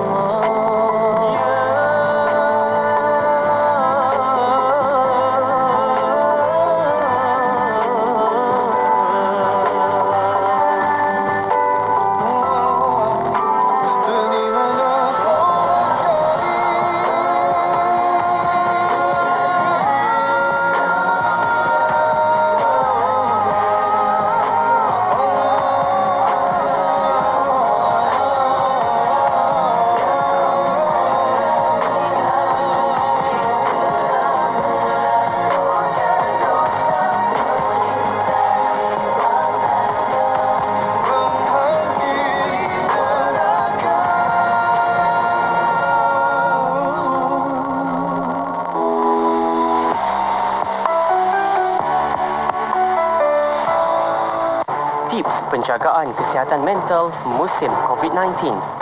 Penjagaan kebersihan dan kesihatan fizikal amat penting pada musim wabak COVID-19 yang melanda sekarang ini. Namun penjagaan kesihatan mental juga adalah sama penting, malah lebih penting lagi kerana wabak ini amat menjejaskan semua orang walaupun mereka tidak dijangkiti secara fizikal. Ketahuilah bahawa setengah individu itu berisiko untuk dijangkiti secara mental dan emosi serta menjejaskan tahap kesejahteraan dan kestabilan kesihatan mental mereka. Berikut adalah beberapa saranan bagi mengekalkan kestabilan tahap kesihatan mental dalam mengharungi wabak COVID-19. Sentiasa amalkan gaya pemikiran yang positif dan optimistik seperti mempercayai bahawa wabak ini adalah terkawal dan kita mampu untuk mengawalnya. Pastikan kekal dalam suasana emosi yang positif dan ceria dengan melakukan aktiviti yang disukai secara sihat dan produktif. Kekal aktif dengan corak kehidupan yang sihat dan jadikan ia sebagai satu pilihan gaya hidup rutin harian kita. Sentiasa kekal berhubung dengan rakan-rakan dan orang tersayang bagi mengukuhkan perhubungan yang sihat dan produktif. Jauhkan diri dari sebarang berita dan maklumat palsu kerana ia akan menjebakkan kita ke dalam suasana yang tidak tenteram. Jagalah kesihatan anda dan duduk di rumah. Teruskan bersama IKIM bagi mengetahui perkembangan terkini wabak COVID-19. Lahad Dartu 107.3 FM. Ya, terima kasih yang banyak. Buat apa itu semuanya? Tengah santai-santai. Dah selesai makan dah tadi kan? Lama dah kan? Okey, apa pun. Terima kasih atas kesetiaan anda yang tengah buat kerja. Siapkan lagi tugasan. Ada lagi assignment ke? Tengah baca mungkin ada exam. Ada seminar. Silakan buat tugasan-tugasan anda. Sambil dengarkan Radio IKIM dengan pelbagai perkongsian yang dah pun kami susun ni. Istimewa untuk anda. Dan malam ini, saya nak kongsikan kalau anda memang tak ada apalah kan? Tak ada keluar ke mana-mana. Sebab kena duduk dekat rumah masing-masing. Esok malam saya nak ajak anda untuk dengar dan sertai kami menerusi forum Bicara Ad-Din yang mana esok kita akan berbicara jam 9 malam ya, okey, dengan tajuk menyantuni LGBT, di mana hadnya. Kita nak dengarkan dengan dua orang pakar yang kita bawakan. Cik Wan Rusli Abdul Majid, Fellow Pusat Kajian Syariah Undang-Undang dan Politik IKIM. Itu seorang. Dan seorang lagi panel bersama dengan yang bahagia Dr. Muhammad Izzuan Mat Yusof, Penolong Pengarah Kanan Bahagian Pembangunan Keluarga, Sosial dan Komuniti, Jabatan Kemajuan Islam Malaysia JAKIM. Juga bersama moderatornya Puan Siti Syamsiah Mat Supi, Pegawai Penyelidik Kanan Pusat Kajian Syarak IKIM juga. Kita akan bawakan esok jam 9 malam di IKIM, di Facebook, juga di YouTube kami. Tonton. Semoga ada kupasan ini yang dapat memberi manfaat untuk semualah dengan tajuk menyantuni LGBT, di mana hadnya. Esok kita dengar sama-sama. Okey, sekarang ni kita dengar dulu bersama dengan Voice of Man, Laungan Cinta.